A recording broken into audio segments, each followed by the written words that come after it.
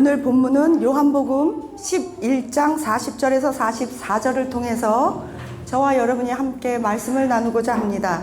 제목은 풀어놓아 다니게 하라 라는 제목으로 함께 은혜를 나누겠습니다. 여러분과 제가 한 절씩 교독하면서 읽겠습니다. 제가 먼저 봉독해 올리겠습니다. 예수께서 이르시되 내 말이 내가 믿으면 하나님의 영광을 보리라 하지 아니하였느냐 하시니 예수께서 그를 들어 불러보시고 이르시되 아버지여 내 말을 들으신 것을 감사합니다. 항상 내 말을 들으시는 줄을 내가 알았나이다. 그러나 이 말씀하는 것은 둘러선 무리를 위함이니 곧 아버지께서 나를 보내신 것을 그들로 믿게 하려 함이니이다.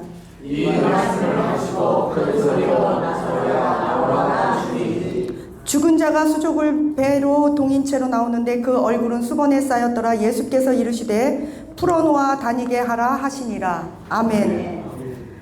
오늘 본문의 배경은 여러분들이 잘 아시는 나사로가 죽은 이야기입니다. 그 죽은 나사로가 예수님께서 그 나사로를 살리신 이야기지요. 예수님께서 이 나사로의 집에서 베다니에 있는데 이 베다니는 어떤 곳이냐? 예수님이 부활하신 장소입니다. 베다니는 나사로를 살리신 곳이기도 하고 예수님이 그곳에서 부활하셨습니다. 누가복음 24장 50절에 나와 있습니다. 이것을 사도행전 1장 12절에서는 감림산에서 부활하셨다라고 표현하고 있는데 다 같은 말입니다. 감림산 바로 동쪽 옆에 기슭에 있는 곳이 베단이고 그곳에서 예수님이 죽으시고 부활하실 때 어떻게 하세요? 얘들아 잘 이렇게 예수님이 잘 축복 기도해 주세요. 그리고 축복 기도하고 난 다음에 빠이빠이 나 본대로 온다 그러고 가신 곳이 베단이에요. 그리고 또한 우리가 알아야 될 배경은 이 나사로는 죽은 나사로는 3남매 즉 마르다 마리아 나사로가 살았는데 사람들은 부모님이 없기 때문에 이 집이 가난할지도 모른다고 생각했지만 그렇지 않습니다.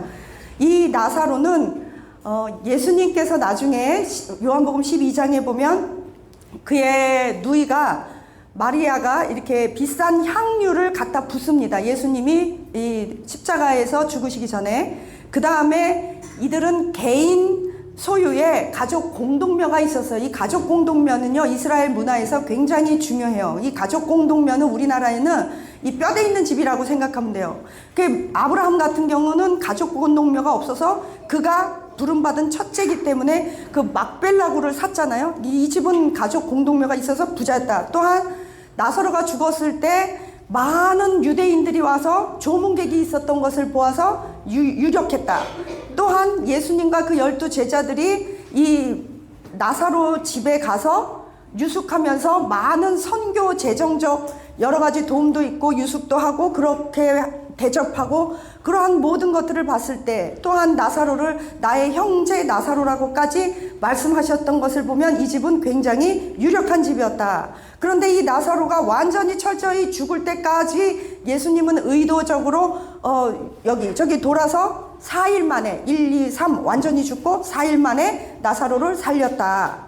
이것을 통해서 이제 우리가 하나님께서 주시는 말씀을 어떻게 이 말씀을 통해서 우리의 삶 가운데 적용하기를 원합니다.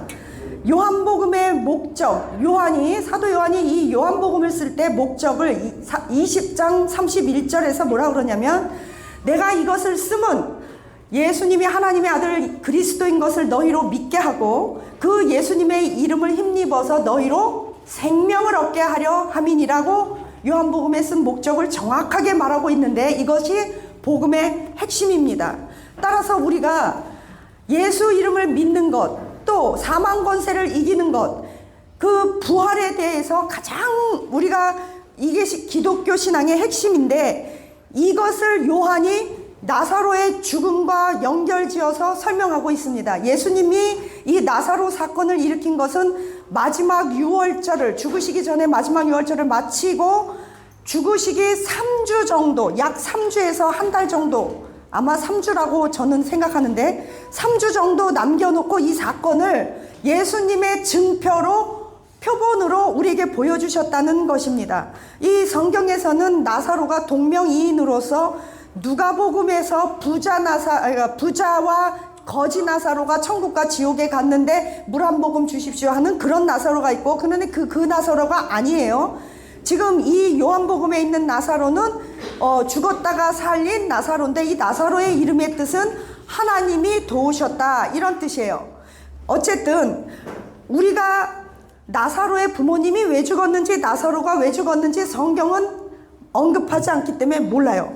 그런데 중요한 것은, 우리가 이것을 통해 알 수 있는 건, 갑자기 생각지도 않은 때에 뜻밖의 우리의 인생 가운데는 원튼 원하지 않든 슬픔과 사건과 역사의 휘용돌이에 휘말려서 우리의 인생이 엉망진창이 된다는 거예요.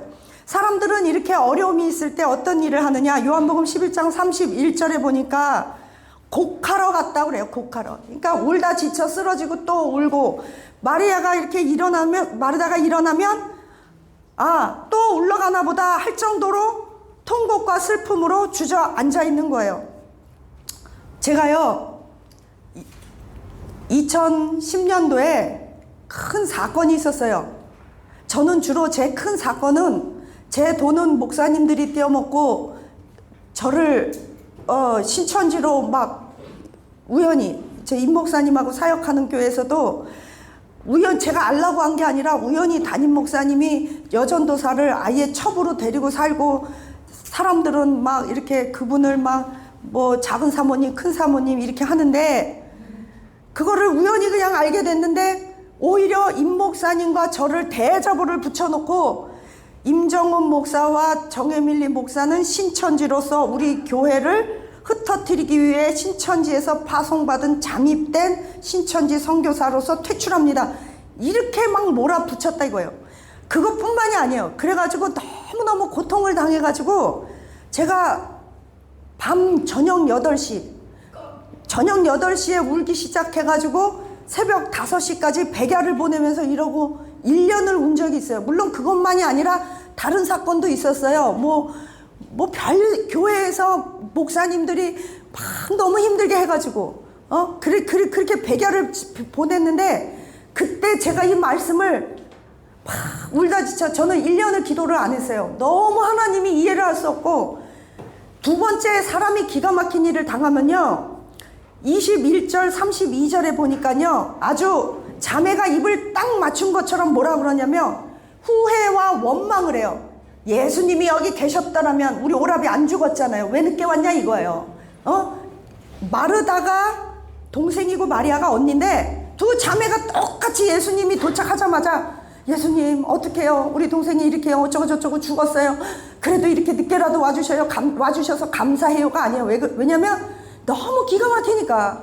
그러면서 마치 예수님이 죽인 것도 아닌데 이 환경 탓을 예수님 때문에. 저도요, 너무 제가 세운 교회에서 제가 너무 기가 막힌 거예요. 막 목사님들이 막 통장을 막 14개를 갖고 있으면서 막 교회 돈을 막 자기 마음대로 쓰고, 그래서 그러지 말라고 그러니까 막 저를 오히려 막 말도 못해요. 이거를 말하려면 끝도 없어요. 그 고통을 당할 때 제가 무슨 생각을 했냐면, 하나님, 내 목사 못 해먹겠습니다. 지금 좋게 표현해서 목사 못 해먹겠습니다지, 하나님한테 아주 막 욕을 했어요. 나쁜 욕. 내가 아는 모든 욕을 다 했어요, 하나님한테. 그리고 목사지 못 해먹겠어요, 내가. 동역자들이 나를 이렇게 안 해요. 그리고 1년을 기도를 안 했어요. 그리고 우는데요, 이제 교회는 개척도 하기도 싫고 설교도 하기 싫고, 그때 처음으로 1년간 설교 안 했어요. 그때 방에 문 걸어 잠그고요. 이건 내 인생이 이렇게 된 건 다 하나님 때문입니다. 하나님이 나를 한국에 보냈고, 나를 교수해서 잘 먹고 잘 살 판인데 쓸데없이 나를 선교사로 만들었고, 나를 목사로 만들었고, 나를 개척하게 만들었고, 이게 다 하나님 때문이라고. 당신도 나 때문에 고통 좀 당해보라고. 하나님이 뭐 그런 거 갖고 고통당하겠어요. 근데 내 마음이 상하니까. 그러고서는 막 울면서, 그래도 기도는 하기 싫고 하나님 하자가 부르기 싫어서 기도를 안 했어요. 그리고 하가 싫어서 하용조 목사님 설교도 안 듣고, 하여튼 그랬어요. 근데 기도는 안 했는데 설교는, 그러니까 성경은 봤어요. 그때 제가 준비한 게 사도행전, 출애굽기, 요한복음. 모르겠어요. 왜 말씀을 읽었는지. 왜냐면 반항은 하면서 속상하니까. 그러면서도 하나님은 찾고 싶었던 거예요.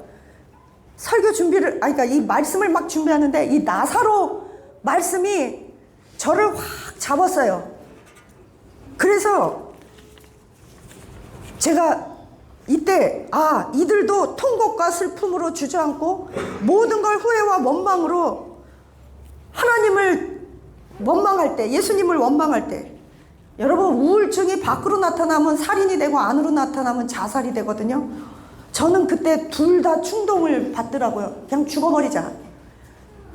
하나님은 믿어서 뭐하고 남은 인생 살아 뭐하냐. 나를 저렇게 한 놈을 죽여버리고 싶다. 그 두 생각밖에 안 들더라고요. 그런데 더 나가서요, 슬픔이 오니까요, 19절 31절 보니까요, 많은 유대인들이 와서 이들을 위문했대요. 위로했대요. 인생이 슬픔을 당하면요, 사람들이 해주는 말이나 뭐 기도해주는 게 위로가 돼요, 안 돼요? 아유, 안 돼요. 그게 안 되니까 슬픔이고 그게 안 되니까 고통인 거예요. 사람의 말로 위로가 되고 돈으로 위로가 되는 건요, 그거 문제 아니에요. 그거로도 위로가 안 되고 보상이 안 되니까 문제인 거예요. 이럴 때 우리는 어떻게 해야 되느냐? 우리가 할 수 있는 일. 첫째, 우리를 사랑하시는 예수님의 심정을 알아야 돼요. 33절 38절에 보니까 예수님이 이 사람들, 이렇게 절망 가운데 주저앉아 있는 사람들을 보면서 하시는 말씀이 통분히 여기사, 또 38절에 다시 통분히 여기사, 두 번 반복했으면 강조해요. 얼마나 통분히 여겼나. 이 통분이 뭐냐면요, 거룩한 분노예요. 나의 자식들이 이렇게 슬픔 가운데, 절망 가운데 주저앉아 있구나. 이 사망의 권세구나. 이 절망이구나. 답답하고 우리와 공감하고 우리를 연민하고 우리를 긍휼히 여기시고 사랑하며 우리를 걱정해 주시는 마음이 함축적으로 나타난 게 통분이거든요. 이럴 때 우리가 들어야 될 말은요, 십자가에서 다 이루었다라는 텔레테스타이, 다 이루었다, 이 말씀을 우리가 들어야만 사망 권세를 뚫고 일어날 수 있는데, 그런 말을 들을 수 있고 그런 걸 선포할 수 있다면 이미 그 사람은 아픈 사람이 아니에요. 아픈 사람은 그런 말을 할 수조차, 생각할 수조차 없고. 저는 원래 모태신앙이고요, 우리 증조모 할머니가요, 가리봉교회 담임 목사 사모님이었거든요. 아까 목사님 그 제일 좋아하는 찬양 그거 부르시는데 눈물이 그렇게 났는데, 저는 우리 할머니랑 아기 때부터 강대상에서 제가 부른 찬송은 푸른 바다 나선이 뭐 그거예요. 아골 골짝 핀들에도 소돔 같은 거리에도. 어린 시절부터 제가 뼈꼬리 어미 뱃속에서 형성되기 전부터 저는 맞춰졌어요, 우리 어머니한테. 저는 왜냐면 살 날이 얼마 안 남아서, 아기 때부터 아파서 얘는 일주일밖에 못 삽니다. 그래서 얘를 살려주면 하나님께 바칠게요. 그러고 저도 그랬고, 그래서 그런지 할머니가 옆에 강대상에서, 저는 집에서 자란 사람이 아니에요. 교회에서 자랐고 요 강대상 밑에서 자랐어요. 그러면서 할머니가 가리봉교회 증조모가 우리 어머니 할머니니까 가리봉교회 개척할 때 늘 저를 옆에 끼고 훌륭한 사모가 돼야 된다, 훌륭한 주의종이 돼야 된다, 복음을 전해야 된다. 그게 생각이 안 나요. 너무 화가 나니까, 너무 슬프니까 아무 생각이 안 나고, 내 인생을 이렇게 만든 분은 하나님이다. 내가 하나님을 괴롭힐 수 있는 유일한 방법은 기도 안 하고 교회 안 가고 문쳐 걸어 담그고 그냥 슬프게 나를 파괴시키는 게 유일하게 하나님 복수하는 길이라 생각했어요. 그런데 하나님이 이 말씀을 주시면서 비가 오는데 갑자기 제가 그 아파트 거기에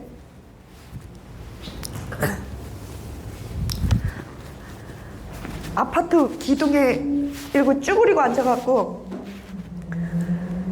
예수님 지금 나와 함께 하시나요? 그런데 이 본문이 생각나면서 내가 통분히 여긴다. 내가 내 딸을, 너를, 내가 기름 부은 주의 종을 갈기갈기 찢어놓은 저 악의 세력에 대해서 통분히 여긴다. 일어나라! 그러시는 거예요. 그래갖고 제가 벌떡 일어났어요. 그리고서는 그때 말씀 준비한 게 얼마나 많은지 몰라요. 말씀을 준비하고 제가 허리띠를 메고 1년 만에 처음으로 하나님을 하는데 이랬어요. 하나님, 제가 그랬어요. 그렇게 하고 제 마음에 터져 나오는 게 첫 고백이 하나님. 그 다음에 기도를 안 하니까 내가 못 살겠어서 할 수 없이 기도해요. 그렇게 기도했어요. 그리고 그 다음 말, 세상 사람들이 다 예수님 부인해도 나는 예수님 부인하지 않고 주의 길 갈 수 있도록 날 도와주세요. 내가 일어날게요. 그랬어요. 그리고 이 질병, 사망 권세를 향해서 오늘 본문에 보니까 예수님이 큰 소리로 외쳐 가라사대 그래요. 사람들은 이렇게 말해요. 예수님 귀 먹었냐? 골방에서 기도해야지. 골방에서 기도해야죠. 금식 기도도 해야죠. 안 보이는 데서도 기도해야죠. 그러나 우리가 이렇게 모였을 때는요, 큰 소리로 기도해야 돼요. 왜요? 왜 큰 소리로 기도해야 되느냐? 예수님조차도 사망 권세와 싸울 때는 뭐 죽은 나사로가 죽었기 때문에 귀가 안 들려서 큰 소리로 기도했겠어요? 아니에요.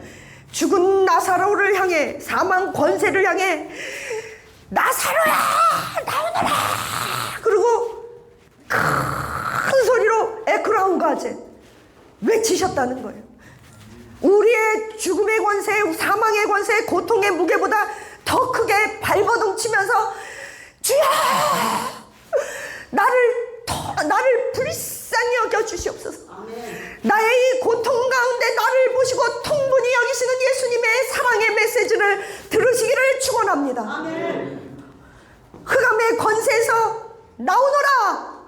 예수님도 큰 소리로 외치셨다면 저와 여러분도 믿지 않는 내 아들을 향해서 나오너라. 사망의 권세에서 나오너라. 내 아들을 붙잡고 있는 이 악한 원수야 내 자녀에게서 손을 뗄지어다. 가난에서 손을 뗄지어다. 내 모든 은행 창고에서 이 악한 원수 마귀야 손을 뗄지어다. 사기당하지 않게 하옵소서. 투자한 것이 500배 2000% 오르게 하옵소서. 여러분 외쳐야 합니다. 찬양은 왜 힐링이냐면요, 우리 장로님 그러잖아요. 늘 찬양은 힐링이에요. 왜요? 찬양은요, 언어가요 문자가 아니라 소리이기 때문입니다. 큰 소리로 찬양할 때 나팔을 불며 비파를 통해서 수금을 통해 춤을 추며 두 손을 들고 소리 높여 발을 구르며 여호와를 찬양하라. 만군의 여호와 하나님을 찬양하라. 높은 소리 나는 악기와 낮은 소리 나는 악기로 주의 영광과 크심을 찬양할지어다. 너희 마음이 상한 자들아 여호와를 찬양하라. 막 슬픔 가운데 찬양하잖아요. 성령님이 우리의 슬픔을 쓸고 지나가실 줄로 믿습니다. 여러분의 절망보다, 여러분의 가난과 현재 쌓여있는 모든 질병과 우겨싸임보다 예수 이름의 권세를 붙잡고 여러분은 환경을 향해 모든 문제를 향해 소리쳐 외치시기를 축원합니다. 명령해야 합니다. 우리가 외칠 때는 영적 전쟁의 원리를 알아야 되는데 무엇을 붙잡고 외치냐? 첫째, 예수 이름의 권세입니다. 둘째, 십자가의 능력입니다. 셋째, 예수 그리스도의 보혈의 능력입니다. 영원히 변함없는 하나님의 말씀을 근거하여 외쳐야 합니다. 그런데 우리가 외치려고 그러면요, 스물 부정적인 거 상처가 올라와요. 야, 네가 외친다고 되겠냐? 여태 외쳤는데 안 됐잖아. 너 외쳤는데 안 되면 너 저한테도, 야, 정혜밀리 목사, 너 마이크 잡고 그렇게 외치면 된다고 그랬는데 당장 네 근막염도 안 나가지고 밥도 못 먹고 있잖아. 너 안 창피해? 야, 너 외쳤는데 죽은 나사로가 다행히 예수님은 살아났지만 너는 너 안진뱅이 일어나라 했는데 안 일어나면 그거 무슨 망신이야. 너 외치지 마. 그냥 속으로 오물오물 해도 돼. 생각으로 창피하잖아. 너 자존심 있잖아. 또 선교지에 가면요, 제가 방글라데시랑 뭐 이렇게 모슬람권 많이 가거든요. 그때 의료 선교팀이 갔어요. 치과, 내과 뭐 다 의사들을 이끌고 36명의 의사를 이끌고 고울고울 다니면서 치료해주고 복음을 전했는데 저는 말씀을 의지했어요. 내게 그때 나이가 32살인데 신학교 다닐 때 내게 은과 금은 없지만 나사렛 예수 이름으로 너 일어나 걸어라! 그리고 안진뱅이를 이렇게 안수를 했거든요. 일어났겠어요? 안 일어났겠어요? 예? 아무도 대답을 안 하는 거. 아이 설마 지금 제가 이렇게 외치는 게 헛거라니까요. 일어났어요. 그런데 늘 일으켰겠어요? 아이 그럴 일은 없어요. 아까 장로님 말대로 하나님은 딱 그만큼 한 번. 근데 어쨌거나 저쨌거나 일어났어요. 그 사람이 일어나가지고 이렇게 하고 앉은 다리 처음 봤어요. 그게 녹음이 있어요. 다리가 이렇게 붙었는데 이렇게 되더니 저도 처음 보고 속으로 얘가 왜 이러지? 이러면 안 되는데. 근데 이왕 내질른 김에 내질르자. 힘이 들어갈지어다. 뭐 오만 소리를 다 했죠. 큰 소리로.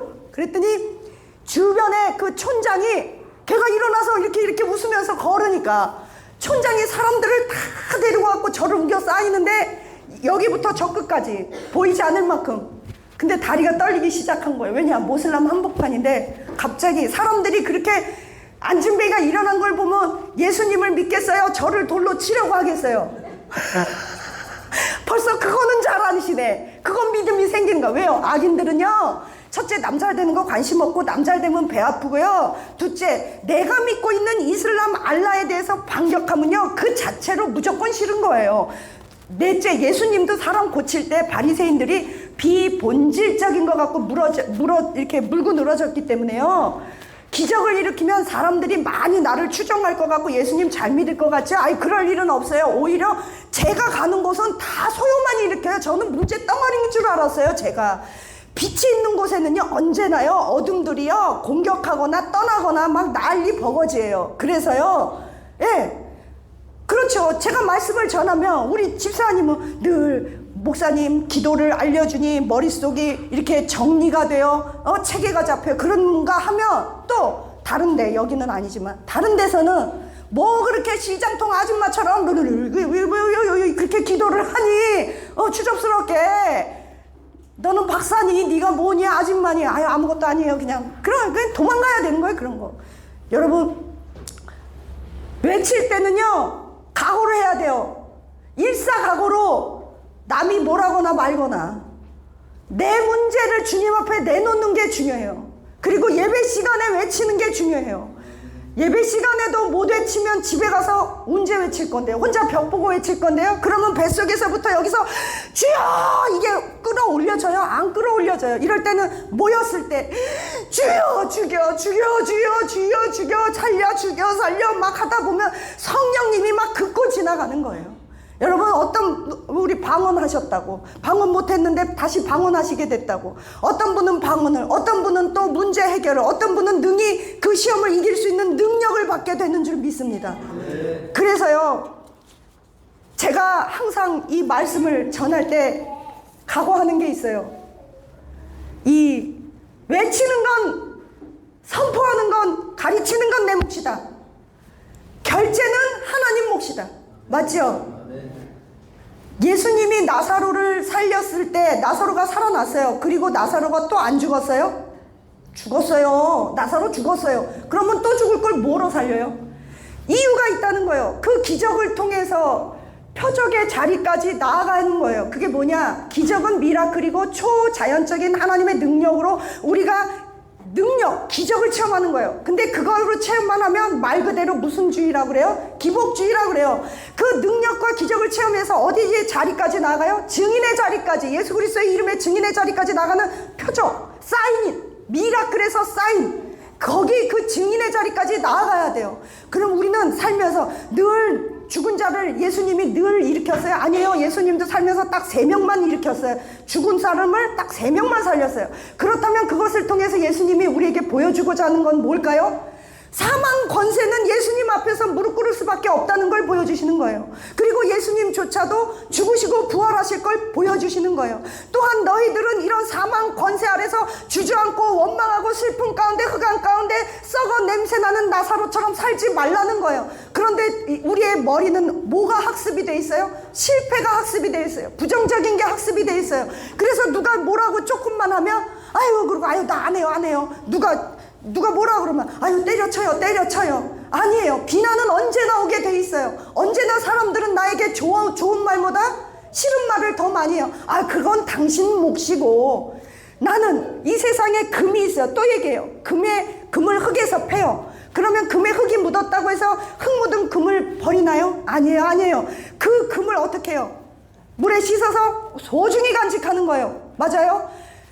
우리는 예배의 형식이 어떻든 교회가 어떻든 우리 담임 목사님이 어떻든 상관없어요. 저와 여러분이 예배 시간에 예수 그리스도 앞에 집중하고 포커스하고 거기에만 전력 두고 해서 하늘의 능력을 받아내서 죽은 나사로와 같은 내 자녀를 살리시기를 축원합니다. 죽은 나사로와 같은 내 가족을 살리시기를 축원합니다. 죽은 나사로와 같은 나의 남은 인생 하나님 앞에 벌떡 일어나서 생기가 들어가고 에스겔의 골짜기처럼 뼈와 뼈가 연하고 살이 붙고 십자가의 군사로 살기를 축원합니다. 하나님은요, 이스라엘 백성 히브루 노예 그런 자들을 십자가의 군사 마하나임이라고 불렀어요. 어떻게? 그들은 무슨 군사 훈련을 받아본 적도 없어요. 공부도 잘 해본 적도 없어요. 그냥 농사짓고 노예하고 벽돌 굽던 사람이에요. 그럼에도 불구하고 하나님은 그들을 출애굽시킨 다음에 광야에서 성막을 짓고 예배를 통해서 너희들은 마하나임 여호와의 군사다라는 우리의 정체성을 바꿔버리셨습니다. 우리가 예배를 통해 너희들은 미련한 자요, 망한 자요, 이 세상에 버림받은 자요, 상처난 자요, 망할 수밖에 없는 자요, 내놓을 거 없는 자지만 예배를 드리는 그 순간에 예수 그리스도 이름이 우리 안에 그 능력이 우리 능력 그 예수의 이름의 능력이 우리의 영혼육을 강력하게 사로잡을 줄 믿습니다. 나무가 뿌리를 내려서 바람이 불 때 막 나뭇잎 사기를 펌프질해요. 나뭇잎 사기를 막 펌프질을 해야만 하는 이유는 나뭇잎 사기를 펌프질해야만 뿌리에서 깊이 영양분을 끌어올려 나무 잎이 무성해지고 열매를 맺기 때문입니다. 여러분, 우리가 예수 그리스도의 뿌리를 내려서 예배 시간에 손을 높이 들고 주를 찬양, 높은 곳을 향해 주를 찬양, 펌프질을 해야 돼요. 펌프질을. 그러면 베이스는 퉁퉁퉁 펌프질이에요. 드럼은 바바바바바 펌프질이에요. 우리 성현이 펌프질이에요. 저는 음반에 없는 건반에도 없는 음을 하기 때문에 찬양 인도하시는 분들에게 민폐가 될까봐 목소리는 크게 못하지만 이렇게 하고 그냥 박자도 틀려가지고 붐. 그러니까 성현이가 저를 보고 반주하다가 헷갈리니까 아까 성현이가 저보고 반주하다 틀린 거예요. 하다가 박자를 놓친 거예요. 교란시키는 거. 너무 미안한 거예요. 다음에는 저 뒤에 가서 혼자 춤춰야겠어요. 왜냐? 예배 시간에 제가 결사적으로 몸으로 이렇게 해서라도 하나님 이렇게 예배를 안 드리면 언제 예배를 드리겠냐 이거예요. 여러분, 예배가 축제가 되시기를 축원합니다. 소리 지르는 것은 소리 지르는 찬양. 하나님 나 좀 봐주세요. 손을 높이 들고 주를 하나님 나 먼저 봐주세요. 내가 급해요. 내가 1번이에요. 나는 아멘이에요. 아니 전 여러분도 1번 하면 여러분 믿음대로 1번 하세요. 전 내름대로 1번이에요. 무조건 하나님 난 영순이에요. 그러면 난 영순이에요. 길권사님이 1번 한대. 그럼 난 영순이에요. 그냥 아무 때나.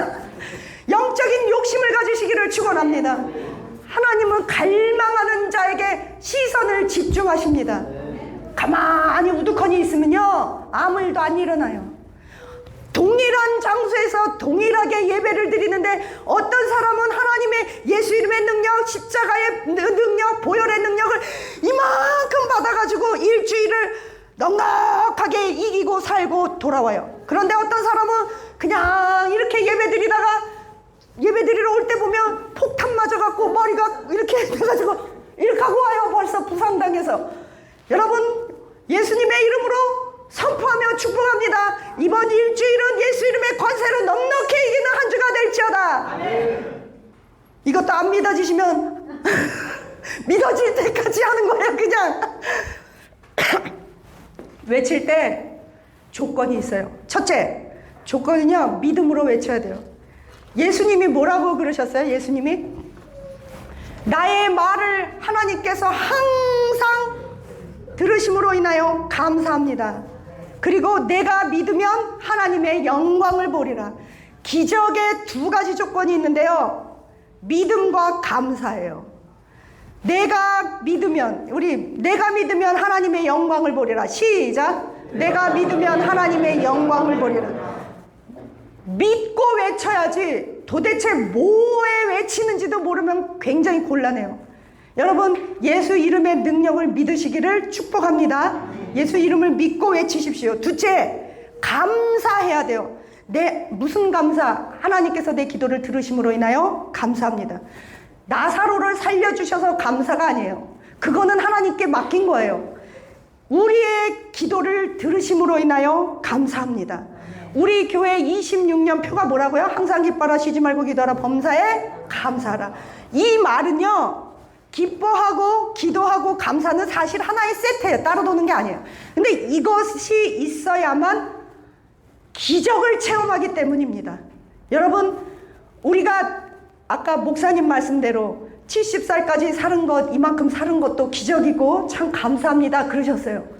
이거는 진짜 신앙의 고백이에요. 저도 그래요. 우리 이만큼 산 거 감사해요. 그러나 우리는 여기에서 멈출 수가 없어요. 우리는 돈도 더 많이 필요하고 사명도 더 많이 필요해요. 우리는 이렇게, 저는 밥을 여기 와서 못 먹거나 안 먹었어요. 그런데 우리 새신자분을 이렇게 우리 길권사님이 모시고 왔어요. 저는 최대한 잘 보이기 위해서 우리 장로님께서 목사님 애지간하면 식사하시고 교제 좀 하시죠. 그런데 제가 말이죠. 그리고 뒤로 뺐거든요. 그런데 제 중심이 한 영혼을 너무 사랑해서, 그렇다고 장로님 말씀에 불순종하겠다 그 뜻은 아니에요. 이 우리 새신자분이 저에게는 너무 소중하고, 그러니까 같이 밥을 먹고 교제하고 대화하고 전화번호 따고, 내가 커피 사드리겠게요, 밥 사드리겠게요, 오만 얘기를 다 하는 거예요. 왜요? 사랑하니까. 예수님께서 보내주신 영혼이니까. 그런데 그냥 오거나 말거나 그러면 그 굉장히 곤란한 거예요. 우리 교회 제일 왕은 예수님이지만, 하나님이지만, 그 다음은 새신자, 그 다음은 우리 애기들 초신자. 그렇게 되는 게 하나님이 기뻐하시는 공동체일 것 같습니다. 어쨌든 감사로 기도하고 믿음으로 기도해야만 기적이 일어난다는 사실이에요. 요한복음 11장 이렇게 전반정에 보면 예수님께서 이렇게 다 하고 나니까 뭐라 그러냐면, 요한복음 11장 27절 굉장히 중요해요. 예수님이 요한복음 11장 23절에서 26절에 쭉 말씀하신 다음에 뭐라 그러냐면, 마르다가 이래요. 마지막 때 부활에 다시 살리실 줄을 믿습니다 그래요. 뭐예요? 마르다는 미래를 얘기하는 거예요. 그런데 예수님은 아주 중요한 말씀을 마르다에게 던져요. 여러분도 다 아는 말씀이에요. 나는 부활이요 생명이니 나로 생명이 나를 믿는 자는 죽어도 살겠고 살아서 믿는 자는 영원히 죽지 아니하리라. 이 말씀을요, 즉 삶과 죽음과 영혼에 관한 말씀을 마르다에게 해주셨는데, 예수님은, 마르다는 미래형으로 얘기하지만 예수님은 현재형으로 얘기해요. 무슨 뜻이에요? 아니야, 너는 미래의 기적이 일어나고 미래의 영생이라 그러지만 영생은 이미 네 삶 속에 있고 네 발 앞에 있고, 너는 이미 영원 안에서 살아가고 있는 거야. 너는 영원히 죽지 않는 거야. 그리고 나서 요한복음 11장 27절에 이런 고백을 해요. 요한복음 11장 27절에 주는 그리스도시요 세상에 오시는 하나님의 아들이신 줄을 내가 믿나이다. 이 고백은 오빠가 죽은 극한 상황에서 고백한 거예요. 주는 그리스도시요 살아계신 하나님의 아들입니다. 이거를 누가 고백했어요? 여러분은? 베드로가 고백했다고 알고 있어요. 베드로만 고백한 게 아니라 오늘 마리아도 고백했어요. 그러면서 오빠가 죽은 극한 상황에 예수님은 하나님의 아들이심을 내가 믿습니다. 자, 오늘은 여기까지예요.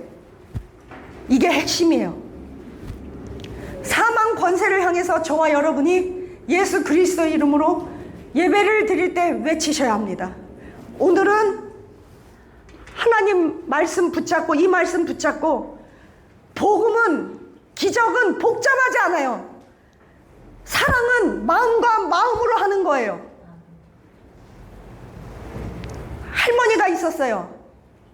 그 혼자서 아들 하나를 키웠거든요. 그런데 아들이 장가를 가더니 자기 마누라랑만 밥 먹고 오고 엄마를 찬밥 취급을 하니까 엄마가 저녁에 자다가 슬펐어요. 그래갖고 막 울었어요. 어메, 내가 저 아들을 어떻게 키웠는데 저 아들이 장가 가더니 나는 안중에도 없네, 그래요. 그리고 밤새 서운했어요. 그런데 그 다음날 할머니가 이러고 자는 척하고 있는데 거실에서, 주방 식탁에서 아들 내외가 이런 말을 해요. 여보, 나는 우리 어머니가 제일 좋아. 며느리가 그러는 거예요. 며느리가, 우리 어머니가 세상에서 제일 좋아. 그랬더니 당신도 그래, 나도 그래. 난 우리 어머니가 나 혼자 키우느라고, 엄마 혼자 날 키우느라고 너무 고생한 게 가슴 아파. 그러니까 며느리가 한다는 소리가, 그래, 나도 우리 어머니가 나 나가서 빨리 돈 벌어서 우리 집 사고 자리 잡으라고, 우리 어머니가 우리 아들 4살짜리 그 무거운 걸 허리 아픈데 업고 마실을 돌아다니시면서 우리 애기 봐주시고, 나 도시락 싸주고 빨래 해주고, 나는 어머니의 은혜를 잊지를 못할 거야. 우리 어머니 같은 분이 세상에 없어. 우리 부지런히 돈 벌어서 어머니 용돈도 많이 드리고 얼른 집 사서 어머니 걱정 끼치지 말고 어머니 아프실 때 병원 잘 모시고 다니고 우리 그러자. 조금만 더 돈을 아끼자. 그렇게 말하는 걸 어머니가 듣더니, 어메, 저것들 보소, 저 내 아들 보소, 저 며느리 보소, 어저께는 저 외수 같은 새끼, 그러면서 막 우글부글 끓으면서 울었는데 서러워서 그 소리를 듣는 순간 어머니 마음은 다 녹아지고, 우리 아들과 우리 며느리가 나를 이렇게 생각했구나. 그러면서 다음날 아침에 며느리가 일어나기도 전에 어머니가 새벽에 일어나서 밥도 지어주고, 며느리가 회사 간다고 구두를 닦아서 며느리한테 신겨주고, 그 무거운 손주를 얻고 사방팔방 동네 다니면서 내 손주 좀 보소, 내 손주 좀 보소, 우리 며느리랑 우리 아들이 나온 우리 아들이요, 그러면서 돌아다녔다는 거예요. 사랑은 마음과 마음으로 하는 거예요. 이론이 필요 없어요. 복잡하지 않아요. 예수님이 우리의 고난을 안 돌보지 않아요.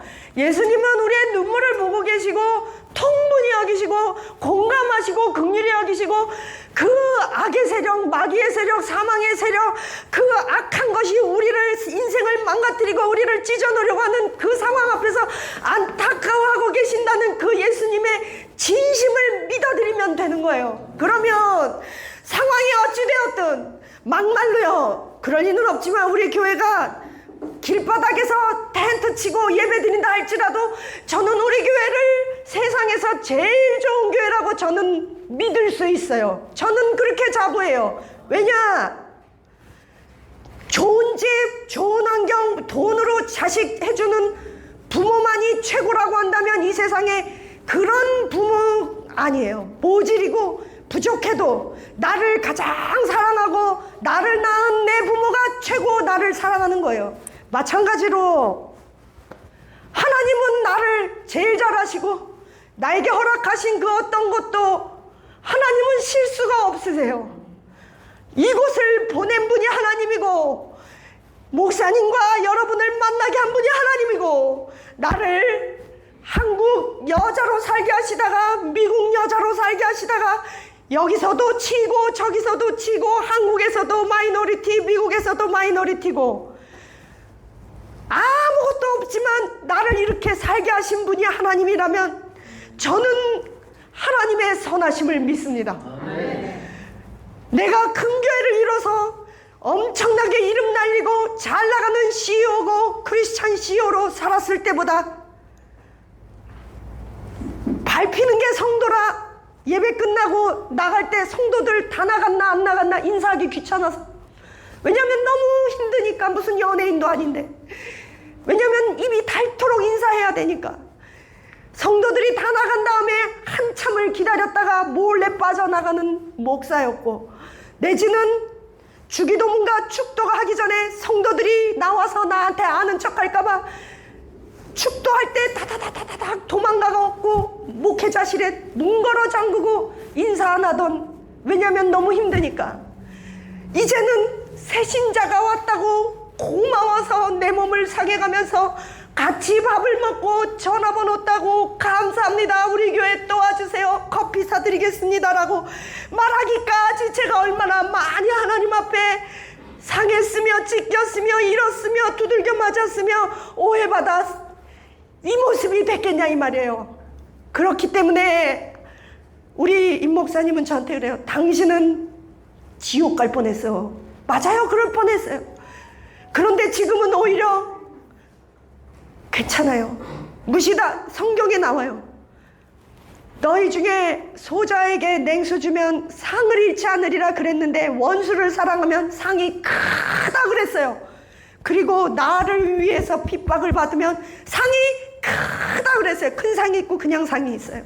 성경을 읽다가 큰 상이 있으면 동그라미, 면류관이 있으면 동그라미, 상급이 있으면 동그라미, 언약이라는 단어가 있으면 동그라미 치고 집중해서 읽으세요. 그게 핵심이에요. 오늘은 여러분의 슬픔이 어떻든지 간에, 또 일주일 얼마나 치열하게 살아야 하든지 간에, 아이들은 아이들대로 공부해야 하느라고 힘들고, 부모님은 부모님들대로 돈 벌고, 여러분들 공부하고 힘들잖아요. 공부하기 힘들죠? 죽도록. 나는 대학원 박사까지 공부한 걸 어떤 사람이 다 지워버리고 없어졌어요. 그렇게 공부한 20년의 세월이 없어졌어요. 다시 시작하고 또 일어나고 또 일어나서 주님을 부인하지 않고 결국 정화되고 갈아지고 깎아져서 제 마음에 남은 건 두 가지예요. 예수님만 바라보고 어떤 일이 있어도 나는 예수님을 사랑하리라. 둘째, 나는 가장 소외되고 아픈 사람에게 예의를 갖추고 깍듯하게 주님께 대하듯이 대하며 그 누구도 내가 무시할 수 있는 사람은 아무도 없다는 진리를 알았어요. 이거는 공부해서 학교에서 배운 게 아니라 쌓아놓은 것을 다 잃어버렸을 때 가르쳐 주신 삶의 진리였습니다. 여러분, 죽은 나사로와 같은 여러분의 상한 심정 앞에 우리는 힘차 외쳐야 합니다. 슬픔이 쓸려나갈 때까지, 분노가 쓸려나갈 때까지, 우리의 가난이, 무능함이, 아픔이, 육체의 한계가 쓸려나갈 때까지 우리는 예수 이름을 붙잡고 앞으로 전진하시는 저와 여러분 되시기를 축원합니다. 기도하시겠습니다.